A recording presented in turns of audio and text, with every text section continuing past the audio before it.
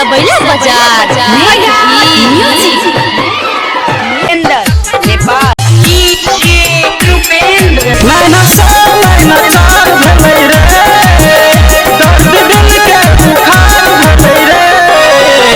गेलै हमरा गाँव बाटे सबैला बाजार ओही छौरी सब प्यार भेलै रे गेलै हमरा गाँव बाटे सबैला बाजार ओही छौरी सब प्यार भेलै रे नैना चार भलै रे दर्द दिल के बुखार भेलै रे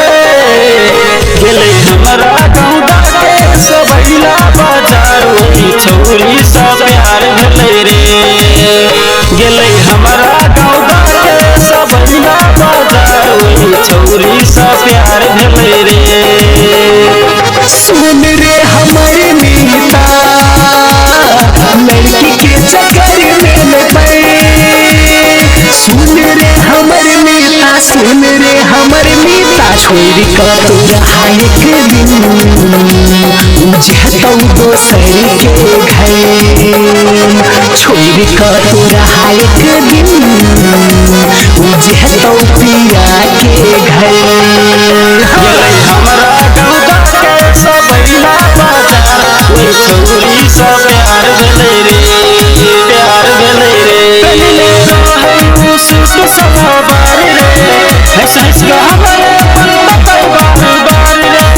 हंस हंस के हमरे पन तकै बार बार रे तकै बार बार रे चेहरा चांद सन सुनार छलै रे उता देखमे बेजार छलै रे उता देखमे बेजार छलै रे गेलै हमरा गाँव बाटे सबैला बाजार ओही छौरी सब प्यार भेलै रे गेलै हमरा गाँव बाटे सबैला बाजार ओही छौरी सब प्यार भेलै रे हो हो हो हो हे हे हे सुन रे हमर मीता सुन रे हमर मीता छोड़ कर तोरा एक दिन जहतौ दोसर के संग छोड़ कर तोरा एक दिन जहतौ पिया के घर